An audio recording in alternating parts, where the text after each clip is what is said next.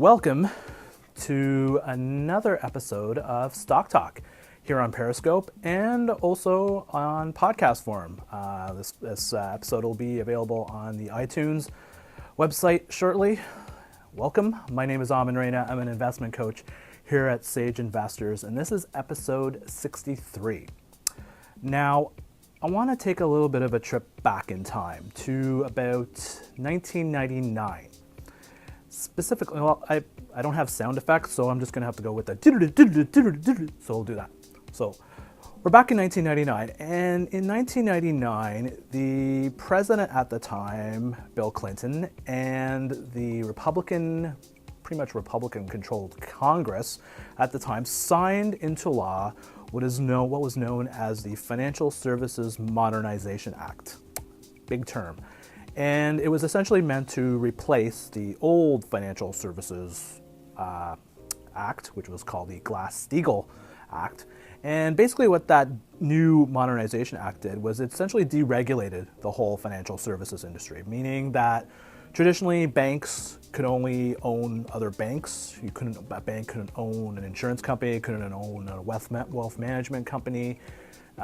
It was very stovepiped. And with the new act in 1999, the one that Clinton signed into law, basically got rid of a lot of those restrictions. So banks could buy anybody. They could buy insurance companies, they could buy wealth management companies, and that's what happened. So you had companies like Citigroup and Bank of America, basically, instead of just being a bank, became this sort of one-stop shopping for financial services. And it was a boom time, and you had all kinds of huge monster super banks being created, super financial services companies creating all kinds of exotic financial products that consumers like you and me were snapping up like anything. Stock market was, we're entering the dot-com era, but soon after that we saw a nice boom in stock prices, and the financial services industry was cranking out all kinds of products and engaging in all kinds of practices, and that were not necessarily being overlooked. They were creating all kinds of products like subprime mortgages that would be bundled up and sold off as other investment products, which would be attached with a AAA security, AAA rating, which was blessed by a lot of the Standard & Poor's, Moody's, and all that stuff. So it was a golden time. You could just take garbage products, garbage assets, and bundle them, and all of a sudden they became very valuable. And people got commissions, investment banks made tons of money selling it. Golden time for the financial services. People got bonuses, CEOs were making ridiculous amounts of money. The whole beginning of this whole inequality movement really was going well. Financial services where you wanted to be for about 10 years. So then, that was 1999. So let's fast forward now to 2007, 2008, when the whole thing just came crashing down. We had the financial crisis. We had interest rates going up at the time, but then it just stimulated the crash of all these subprime loans. Real estate, the whole real estate bubble popped in the US. People lost their homes, people lost their savings, people lost their stock portfolios, got killed. Bad time. So then what happened? Well, the government came in and introduced this new act to try to prevent the economy from going into a cliff called the Dodd-Frank Act, which brought back a lot of the regulation that the banks and financial institutions had to fall under. We had bailouts because we had a whole bunch of investment banks that were on the verge of going under and basically taking the whole world economy with it. Ugly time. A lot of people lost a lot of time, a lot of money, and it was tough. So, Aman, we know this. We went through this. We know what this is all about. Where are you going with this? Well, let's flash back to right now. The current or new administration led by the Donald, or as I like to call him, I'm going to be calling him from now on the Mad King, for a variety of reasons, issued an executive order last week basically saying that he would like to go back in time and get rid of all the regulations that have been instituted since the financial crisis and go back to what things were back in 1999, where we had the banks and Wall Street had basically a free run to do whatever the hell they wanted to do. Essentially, So the Mad King, and with the help of his financial minions, who just all happened to be from Wall Street, from Goldman Sachs and all these big-ass investment banks, are kind of huddled together and say, you know what, we want to get back into the hot tub time machine and go back to 1999. And it's interesting because the Mad King, in terms of justifying why he wants to go back to the time before, way back before the financial crisis, he was saying, well, my friends, quote unquote, my friends, are really having a hard time getting loans, which is completely garbage because if you look at the stats, loans have been going up in the last 7 years since the financial crisis. So what the hell? How do we deal with this? Well, one of the reasons why I started my practice, my investment coaching practice, about 2012 is when I started, had a lot to do with this, what happened in 2008 and all the things leading up to it. I saw so many people getting hurt for no valid reason. And I saw a lot of institutions kind of getting away. And sort of my aha moment, which I want to share with you, I've shared it with, if you've listened to any of my podcasts or interviews I've done, if you go on my website, sageinvestors.ca, you can listen to some of these interviews that I've done.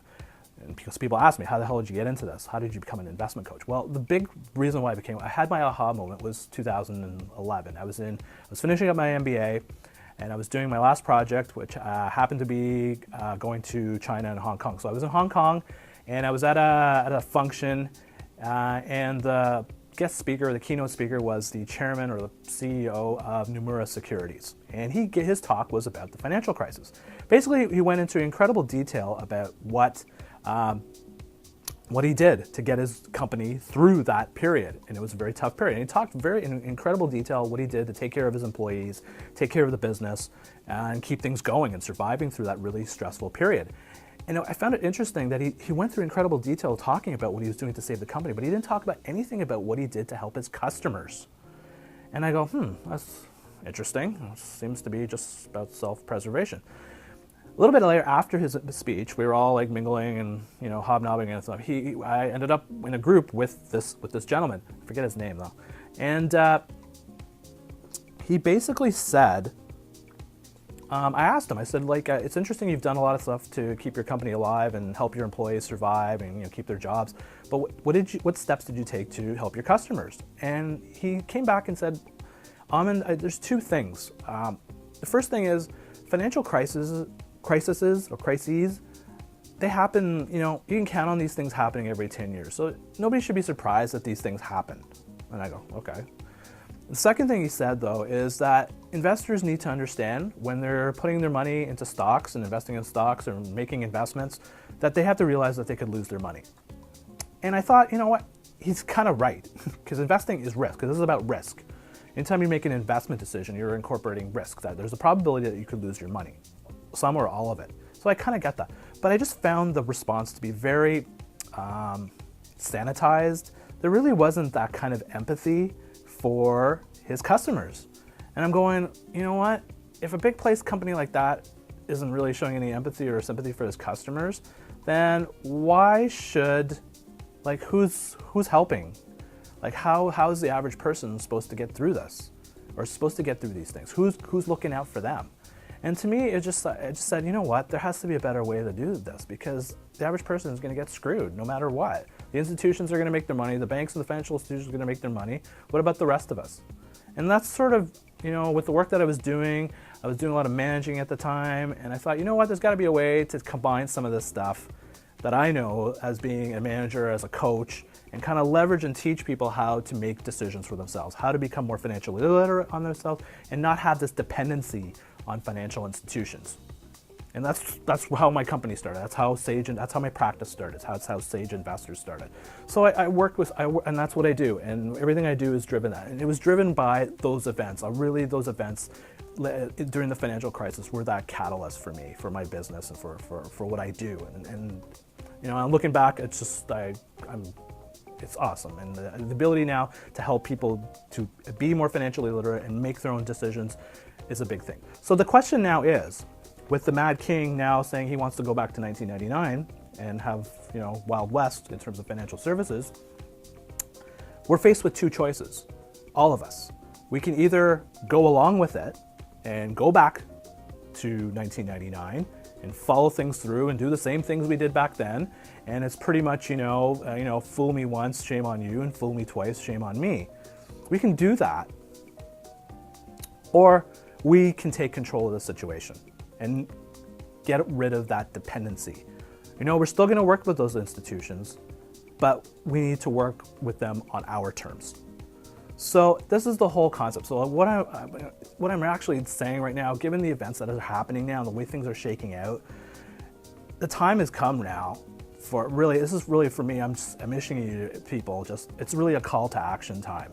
You got to start taking control of your finances on your own, because clearly the message, especially, and I'm talking really real with my American friends, who I love and respect incredibly.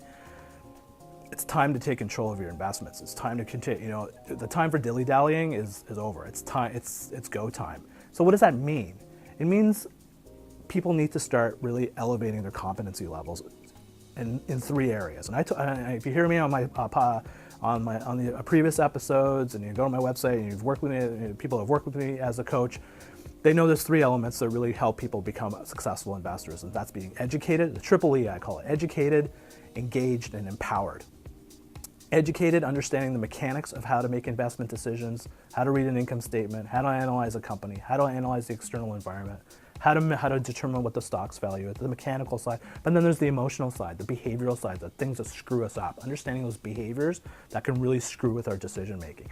That element. So we got to up our game there. We got to up our competency level in that way. Second thing we need to do is we need to engage in the process. We can't just sit back and assume that people that we give our money to, that people that we outsource our money to, are going to be making decisions in our best interest.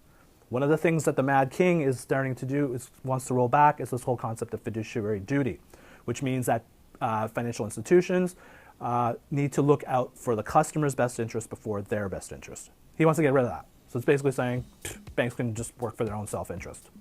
Is that good? I don't think that's a good thing for people like you and me.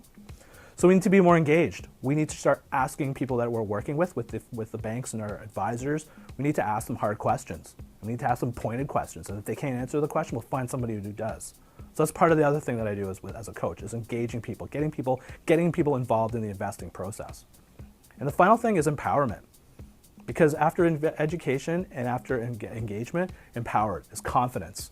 It's creating that independency in terms of how people are controlling their life. We need to be developing these skills now, and it's more evident than ever, because clearly the Mad King and Wall Street, they have no interest in looking out for us. They could care less what happens to us. So the line has been drawn, and we need to start challenging.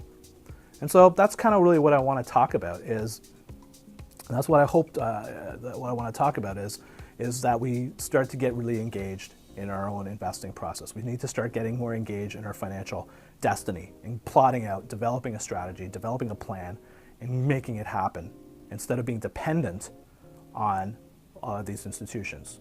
So that's just what I wanted to share with you, and it's really important. I really feel strongly in upcoming episodes, I'm going to be hitting on this quite a bit, and it's something I really feel strongly for. I do it anyway. I've done it anyway. I didn't need a Mad King and Wall Street to get into a hot tub time machine to go back to 1999 to get people more engaged in the investing process. They've just basically drawn the line in the sand now, and we got to stay, okay, it's on. So important things. You got to make a decision. Do you want to just keep going and make the same mistakes we made the last 10 years? Or do we want to take control of our lives and take control of our situation? That's the key thing I want to leave you with today. If you have any questions about this, feel free to give me a shout. You can catch me through Twitter. My handle is @SageInvestors. Or you can follow me, go to my website, www.sageinvestors.ca. Hit me with an email about this. If you want me to talk about some other topics, be happy to talk about it. And yeah, let's engage. Let's start taking control of the situation. As I said, this episode's on podcasts. We're on iTunes now, so you can download this episode on iTunes. And if you want to subscribe to all our other episodes, we have a whole whack of podcasts on there now. Subscribe, leave some comments. It'd be really great to hear from people about the show. And yeah, let's do it. So that's all I got for you today. This is another episode of Stock Talk. My name is Aman of Sage Investors, and we'll catch you again another time. Take care. Cheers.